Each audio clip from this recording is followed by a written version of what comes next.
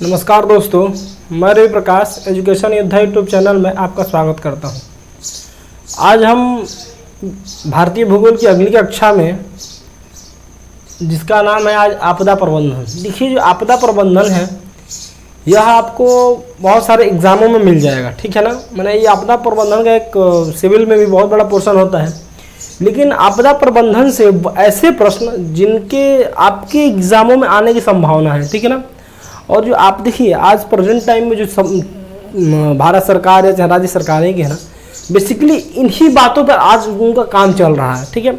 इसी नाते जो ये हमारा आज का जो चैप्टर है ये बहुत ही इम्पोर्टेंट हो जाता है, ठीक है। तो आइए हम इन बातों पे आज बात करते हैं। आपदा प्रबंधन क्या है, इनकी हम बातें कैसे करेंगे, आइए देखते हैं।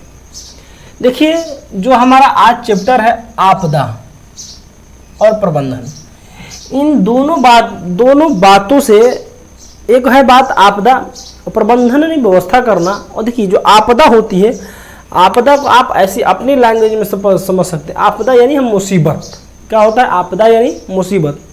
और यह आपदा जो होती है दो प्रकार की होती है। कितने प्रकार की होती है? दो प्रकार की होती है। एक होते हैं प्राकृतिक जनित और दूसरी होती है मानव जनित। देखिए, मानव जनित में अभी हम लोग ने कोरोना काल से उभरा है।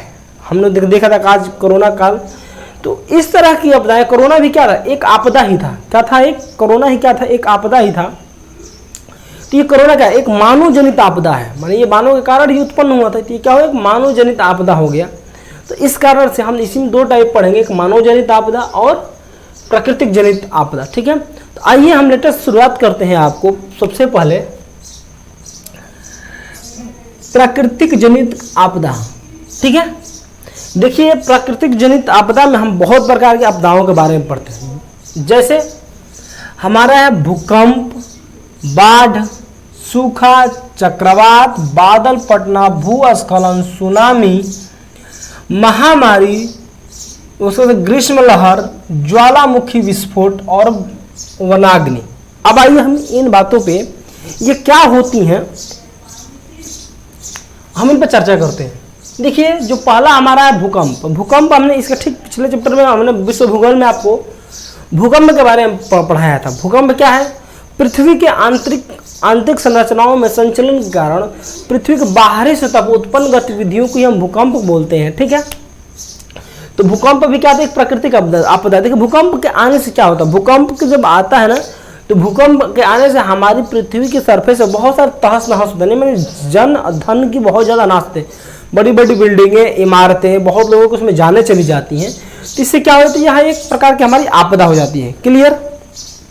आइए, जो दूसरी बात बाढ़। देखिए, बाढ़ में मेनली हम 3-4 भारत में अगर हम देखें तो भारत में भी बाढ़ की समस्या बहुत ज़्यादा है। तो बाढ़ यानी जो नदियों का सतह का जल।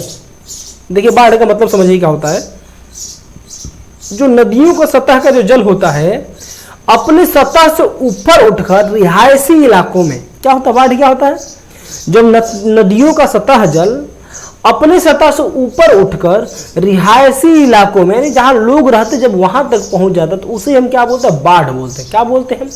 और जब बाढ़ आती तो बाढ़ अपने साथ आने के साथ बहुत सारी समस्याएं उत्पन्न करता है, ठीक है। तो यह बाढ़ भी क्या है, हमारी एक प्रकार की हमारी क्या है, आपदा हो गई। दूसरा है चक्रवात।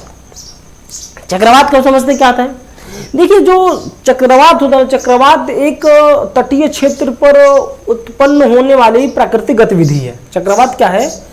चक्रवात क्या है? तटीय क्षेत्र पर उत्पन्न होने वाली प्राकृतिक गतिविधि है। और चक्रवात आने से किसी भी देश की जो तटीय क्षेत्र जो बहुत ज्यादा, वो क्या होता है, इससे बहुत ज्यादा से जान और धन के विनाश होता है। और इन चक्रवातों का वेग बहुत तेज होता है। क्या होता है? बहुत तेज होने के कारण इसकी जो डिजास्टर क्षमता होती है, यानी जिसकी विनाशकारी क्षमता होती है, बहुत ज्यादा होती है। क्या होती है? बहुत ज्यादा होती है, ठीक है। बाढ़ हो गया, चक्रवात हो गया, सूखा। आपने अक्सर भारत की कंसेप्ट में विदर्भ क्षेत्र का नाम सुना होगा। देखिए, जो ये विदर्भ क्षेत्र, यही है विदर्भ क्षेत्र। क्या है विदर्भ क्षेत्र? यानी जो दक्कन ट्रैक का विदर्भ क्षेत्र का वो सूखा क्षेत्र यानी जहां जिस क्षेत्र में वर्षा की कमी हो जाती है। क्या होती है? जिस क्षेत्र में वर्षा की कमी हो जाती है उस क्षेत्र को हम क्या बोलते हैं? सूखा क्षेत्र बोलते हैं। क्या बोलते हैं? सूखा क्षेत्र, ठीक है ना। आइए आगे जो हमारा है बादल का फटना। अक्सर आप सुनते होंगे कि यहाँ हिमाचल प्रदेश, उत्तराखंड, जम्मू कश्मीर अक्सर बादल फट जाते। देखिए एक आप वो केदारनाथ मूवी देखे होंगे, केदारनाथ मूवी में बादल फटने का सीन दिखाया गया, अगर नहीं देखें तो देखिएगा तो आपको समझ में आएगा बादल फटना क्या होता है। भूस्खलन अक्सर आप ये जो हम देखते हैं ना, ये क्या है पहाड़ी इलाकों में देखने को मिलता है। अगर आप देखे होंगे कि अरे यहाँ उत्तराखंड वगैरह में देखें भूस्खलन हुआ, इतने लोग दबकर मर गए, ठीक है। तो इस तरह से जो पहाड़ी इलाके होती हैं वहाँ क्या होती है, भूस्खलन आता है।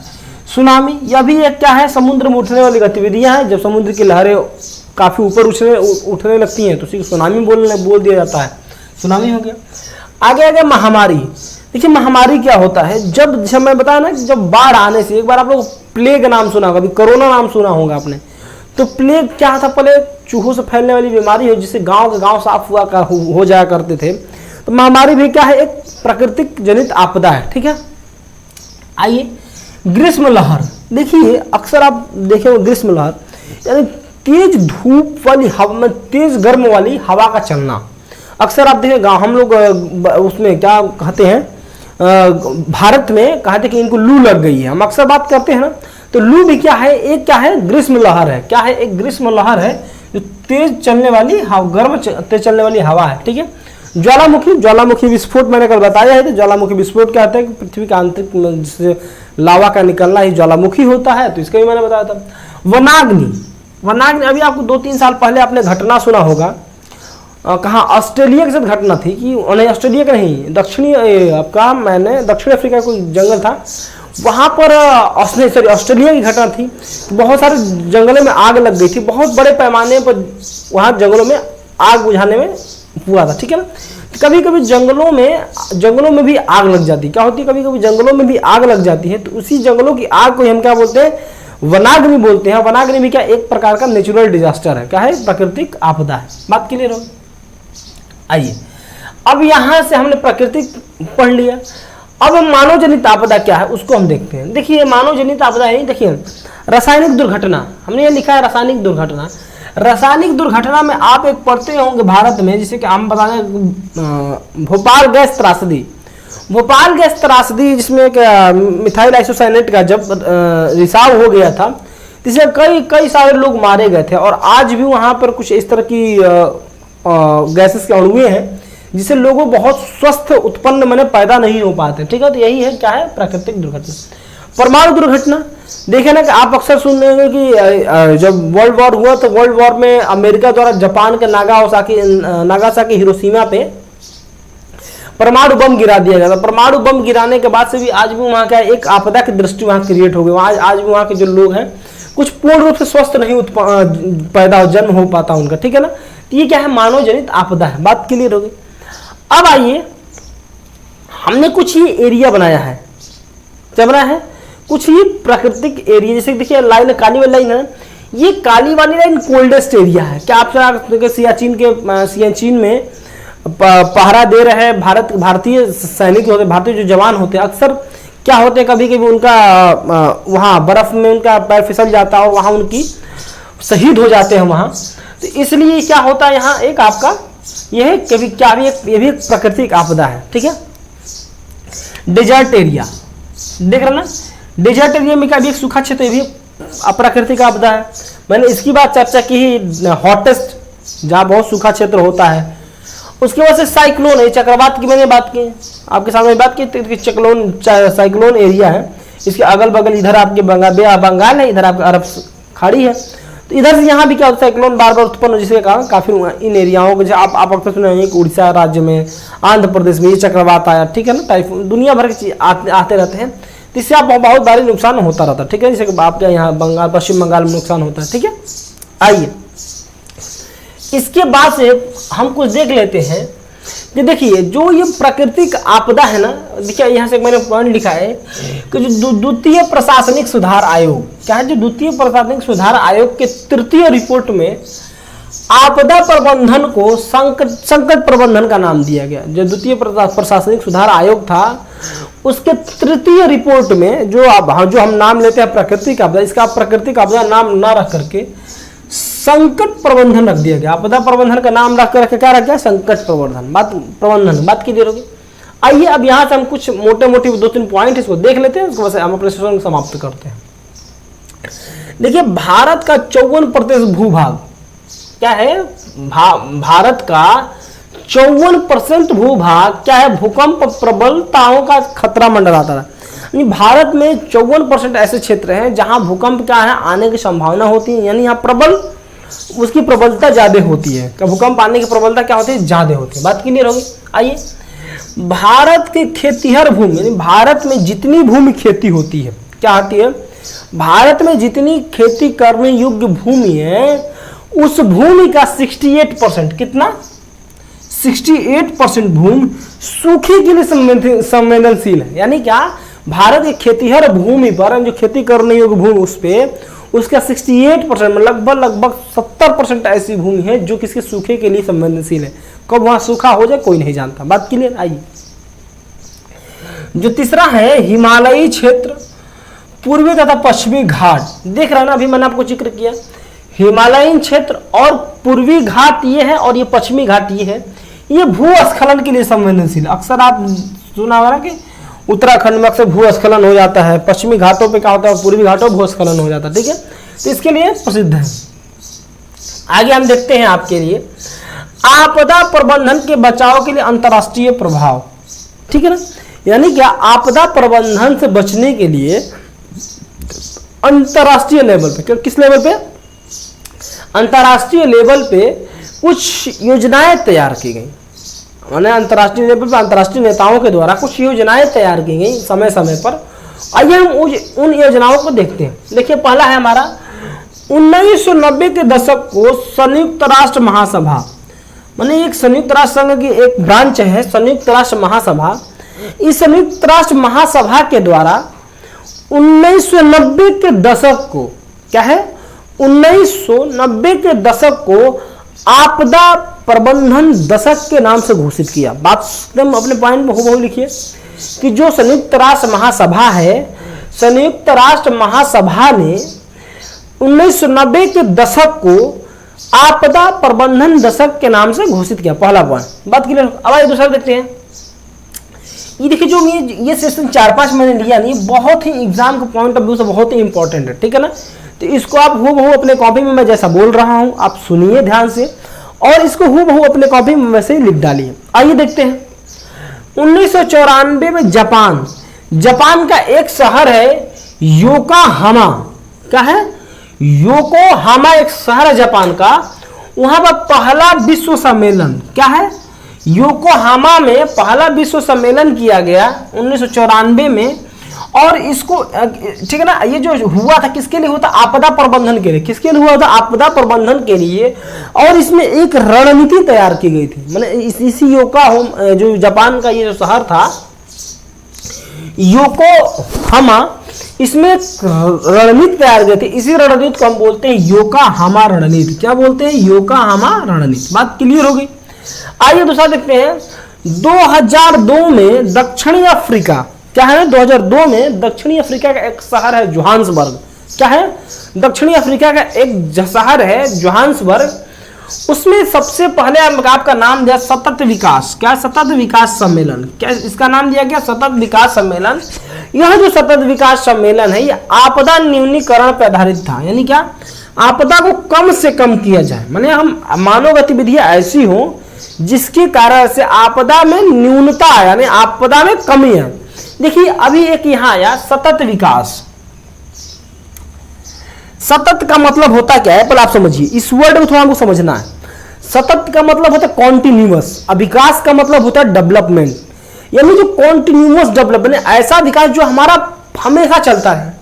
देखिए जो आज हम विकास कर रहे हैं हमेशा चलने वाली विकास नहीं। क्यों, क्योंकि देखिए आज हम अपने निजी विकास के लिए अपने भविष्य को ध्यान में न रखते हुए प्राकृतिक संसाधनों का दोहन पे दोहन करते जा रहे हैं। हम अपने प्राकृतिक नेचुरल रिसोर्स को फ्यूचर को ना देखते हुए, मैंने अपने जो आने वाली जनरेशन है यानी आने वाली पीढ़ी है उसको ना देखते हुए अपने डेवलपमेंट के लिए यूज कर रहे हैं। यह सतत विकास नहीं है। अब सतत विकास क्या है? सतत विकास क्या कहता है? कॉन्टिन्यूअस डेवलपमेंट क्या कहता है? देखिए इसको हम बोलते हैं, इसको इंग्लिश में बोलते हैं हम सस्टेनेबल डेवलपमेंट। क्या बोलते हैं इसको इंग्लिश में? Sustainable development. सस्टेनेबल डेवलपमेंट यह बात कहता है कि देखिए हम डेवलपमेंट करें, हम अपना विकास करें, अच्छी बात है, लेकिन हम अपना विकास अपने भविष्य यानी अपने नेक्स्ट जनरेशन को ध्यान में रख करके, ऐसा कहीं ना हो कि हम अपने विकास के चक्कर में अपने आने वाली पीढ़ियों को खतरे में डाल दें। तो सतत विकास यह कहता है, यानी सस्टेनेबल डेवलपमेंट कहता है हमारा जो विकास हो, विकास कॉन्टिन्यूअस चलता रहे, लेकिन किसको? अपने आने वाली जनरेशन को ध्यान में रखकर। यही होता है। जो पहली बार ये बात कही गई थी, किसमें कही गई थी? दक्षिणी अफ्रीका के शहर जो जोहान्सबर्ग में हुआ था 2002 में, ये बात कही गई थी। अगला हुआ हमारा 2005 की जापान का शहर था कोबे। क्या होता? कोबे। तो ये हमारा कोबे में जो शहर हुआ था, ये दूसरा विश्व सम्मेलन, जो पहला विश्व सम्मेलन कब हुआ था आपका? जो पहला विश्व सम्मेलन हुआ था 1994 में जापान में ही हुआ था, लेकिन एक 2005 में जापान का दूसरा शहर है कोबे, उसमें विश्व सम्मेलन हुआ। क्या हुआ? उसमें विश्व सम्मेलन हुआ। और ये भी किसके लिए होता? आपदा प्रबंधन के लिए। और इसमें देखो टाइम पीरियड को निश्चित किया। क्या किया गया? टाइम पीरियड 10 सालों का एक योजना बनाई है। क्या कहिए? 10 साल, यानी उन्होंने डेडलाइन दिया 2005 से लेकर 2015 तक। यानी क्या हमें क्या कैसा डेवलपमेंट करना है? एक दशक, मैंने पूरा एक दशक इन्होंने टाइम दिया। बात क्लियर होगी? आइए, वैसे उसी के अकॉर्डिंग आपका हुआ 2012 में रियो, एक ब्राजील का शहर रियो है। कौन है? ब्राजील का शहर रियो है। उस शहर में भी एक हुआ आपका सम्मेलन, जिसमें सतत विकास सम्मेलन के नाम से जाना गया। ठीक है, बात क्लियर। अब इसी को इसमें भी किस पे बात हो रही है? आपदा प्रबंधन रणनीति इसमें भी तैयार की गई। आगे हमारा 2015 में जापान के सेंडाई प्रांत, जापान में एक सेंडाई प्रांत है, उसमें फिर हमारा विश्व सम्मेलन हुआ, आपदा प्रबंधन विश्व सम्मेलन फिर हुआ। और जो ये आपदा प्रबंधन हम देख रहे थे जापान के शहर कोबे में हुआ था, यह जो आपदा प्रबंधन हुआ विश्व सम्मेलन, जो तीसरा विश्व सम्मेलन हुआ, अब इसका जो टाइम पीरियड बढ़ाकर 2015 से 2030 कर दिया। क्या कर दिया गया? 2015 से 2030। आपने देखा एक 3 चीजों में कॉमन था आपका, 94, 2015 और 2005 और 2015। इन तीनों में एक बात कॉमन है कि जो विश्व सम्मेलन हुए हैं ना आपदा प्रमुख, कहाँ हुए हैं? तीनों विश्व सम्मेलन कहाँ हुए? जापान में। किस कंट्री में हुआ? जापान में। बात क्लियर होगी? तो इस तरह से हमारे आपदा प्रबंधन को कुछ अंतर्राष्ट्रीय लेवल पर कार्य हुए थे, जिनको हमने अब एक पॉइंट और 13 अक्टूबर को कब क्या है? 13 अक्टूबर को हमेशा क्या मनाया जाता है? आपदा प्रबंधन दिवस। इसको भी एक पॉइंट करके लिख लीजिए। 13 कब मनाया जाता है? 13 अक्टूबर को आपदा प्रबंधन दिवस। ठीक है, अगला नेक्स्ट पॉइंट है अंतर्राष्ट्रीय संयुक्त, क्या है? संयुक्त राष्ट्र सासाकावा अवार्ड। देखिए, संयुक्त राष्ट्र के द्वारा संयुक्त राष्ट्र सासाकावा अवार्ड दिया जाता है। यह उस व्यक्ति को दिया जाए जो आपदा प्रबंधन के लिए अग्रणी भूमिका निभाता है। जो संयुक्त राष्ट्र सासाकावा अवार्ड है, यह उस व्यक्ति को दिया जाता है जो संयुक्त राष्ट्र आपदा प्रबंधन, जो आपदा प्रबंधन में अग्रणी भूमिका निभाता है। ऐसे व्यक्ति को क्या दिया जाता है? संयुक्त राष्ट्र सासाकावा अवार्ड दिया जाता है। बात क्लियर हुई? आइए हम यहां से अब भारत की, देखिए संस्थाएं तो बहुत हैं, लेकिन हम उन संस्थाओं के बारे में पढ़ेंगे जो हमारे एग्जाम में जिनके आने की प्रबल संभावना है। दुनिया भर का हम ज्ञान लेकर क्या करेंगे जब हमारा सिलेक्शन ही नहीं होगा? तो इसीलिए हमें उन संस्थाओं पर फोकस करना है जो एकदम कहीं ना कभी एग्जाम में बार बार पूछे जाते हैं। देखिए, हम ऐसे क्वेश्चन मैंने क्रम जो जितनी ज्यादा बार उसका सबसे पहला स्थान, उससे कम मैंने जो जितनी बार एग्जाम में पूछा गया उसको सबसे पहले हम लेते हैं। जैसे अक्सर आपको पूछ लेता है राष्ट्रीय विज्ञान मौसम संस्थान, ये कई बार एग्जामों में पूछा भी है कि राष्ट्रीय विज्ञान मौसम संस्थान कहाँ है? नई दिल्ली में। कहाँ है? नई दिल्ली। अब देखिए कभी कभी आपको दिल्ली भी दे देता है, दिल्ली दे देगा, नॉन ऑफ दिस दे देगा, 2-3 और शहरों का नाम दे देगा। तो इससे आपको नई दिल्ली नहीं लगा, उसमें नई दिल्ली ही करके आएगा। ठीक है, तब ये ऑप्शन करिएगा इसको। आइए, दूसरा का हमारा है भारतीय मौसम वेधशाला। क्या है? भारतीय मौसम वेधशाला पुणे में है। कहाँ है? महाराष्ट्र, पुणे में है। अगला हमारा है राष्ट्रीय प्रबंधन शिक्षण संस्थान, राष्ट्रीय प्रबंधन शिक्षा संस्थान है। यह भी कहाँ है? लातूर में। कहाँ है? एक महाराष्ट्र का शहर है लातूर, वहां है। आगे हमारा है भारतीय भूवैज्ञानिक सर्वेक्षण संस्थान, कौन सा है? भारतीय भूवैज्ञानिक सर्वेक्षण संस्थान, जो कहाँ है आपका है? ये कोलकाता में। कहाँ है? कोलकाता में। बात क्लियर हो गई। तो इस तरह से दोस्तों जो हमारा आज का चैप्टर था आपदा प्रबंधन, तो ये आपदा प्रबंधन जो मुझे इतनी मोटी मोटी बातें थी आपको मैंने बता दिया, ठीक है। तो इस तरह से आज का चैप्टर हमारा यहाँ कंप्लीट होता। और मैं हर बार आग्रह करता हूँ, फिर भी आग्रह कर रहा हूँ कि हमारे वीडियो को ज़्यादा से ज़्यादा शेयर, सब्सक्राइब, लाइक, कमेंट जितना ज़्यादा है उतना आप करवा सके, ठीक है, ताकि और भी जो वीडियो है ना और भी दोस्तों के पास पहुँचे और क्या करें, वो भी अपने उज्ज्वल भविष्य के निर्माण में योगदान दे, ठीक है ना। तो आइए इन्हीं बातों के साथ आज का हम अपना सेशन समाप्त करते हैं। Thank you so much.